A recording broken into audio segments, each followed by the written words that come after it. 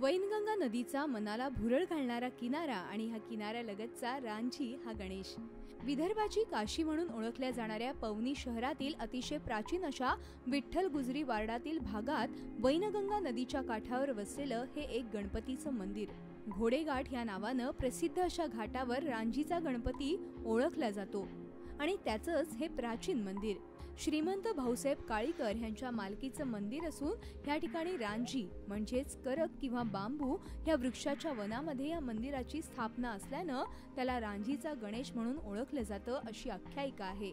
शिवाय सुरुवातीच्या काळात या ठिकाणी रांझीची वनं मोठ्या प्रमाणात होती। वैनगंगेला पूर असेल तेव्हा हे मंदिर चारही बाजूनं पाण्याने वेढलेलं असतं। श्री गणेशाच्या पायाला वैनगंगेच्या पाण्याचा स्पर्श झाल्यावर नदीचे पाणी कमी व्हायला सुरुवात होते अशी भाविकांची श्रद्धा। सुमारे 6 फूट उंच असलेली श्री गणेशाची मूर्ती 16व्या शतकातील भोसलेकालीन असल्याचं जुने लोक सांगतात। विदर्भातील गणेशाच्या अनेक उंच मूर्तींपैकी ही एक मूर्ती आहे। शिवाय या गणपतीची सोंड डाव्या बाजूने 8-10 वर्षांपूर्वीपर्यंत गणपतीची ही मूर्ती गोल फिरायची। पूर्वी मूर्तीभोवती असलेल्या साखळ दंडाला ओढलं की या मंदिरालगत असलेल्या मुरलीधर मंदिराचा मुख्य दरवाजा उघडला जायचा असंही लोक सांगतात। 19व्या शतकात पवनीत भंडारातून येत असताना हा मार्ग असल्यानं गावाच्या सुरुवातीला हे मंदिर असल्यानं भक्त ह्या गणेशाचं दर्शन घेऊन आपल्या घरी जायचे। याशिवाय गेल्या अनेक वर्षांपासून या मंदिराचं महत्त्व वाढलं असून बहुसंख्य प्रमाणात भक्तगण या ठिकाणी नेहमी दर्शनासाठी येत असतात आणि इथला परिसर निसर्गरम्य असल्यामुळे अनेक भाविकांची ह्या ठिकाणी चांगलीच रेलचेल असते। हे मंदिर वैनगंगा नदीच्या किनाऱ्यावर या ठिकाणी वेळवाचं खूप मोठं असं जंगल होतं, रांझी म्हणतात त्याला। त्या रांझीच्या सानिध्यामध्ये हे वसलेलं गणेश मंदिर म्हणून त्याला रांझीचा गणपती असं नाव पडलं। गणपती बरेच पुरातन वर्षापासून आहे आणि इथला परिसर पण इतका सुंदर आहे की इथं आलं की म्हणजे जायला कसं मन होत नाही। नदी आहे बाजूला, हिरवळ आहे सगळीकडे आणि आजूबाजूला मुरलीधर मंदिर, दत्त मंदिर, पंचमुखी मंदिर। इथं भाविक लोक भाविक भक्त लांब लांबून येतात।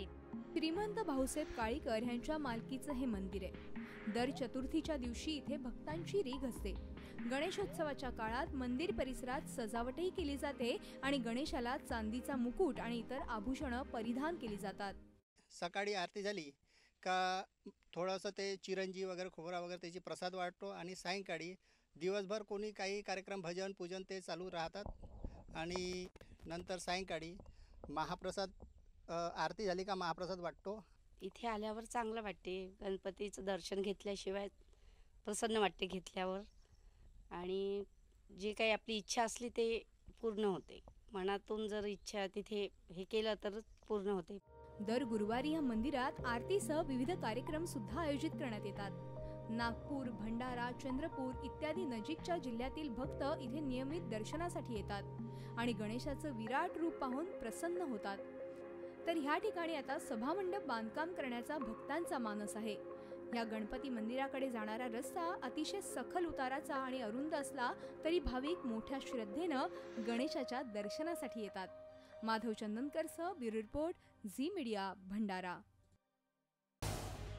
झी 24 तास रहा एक पाऊल पुढे।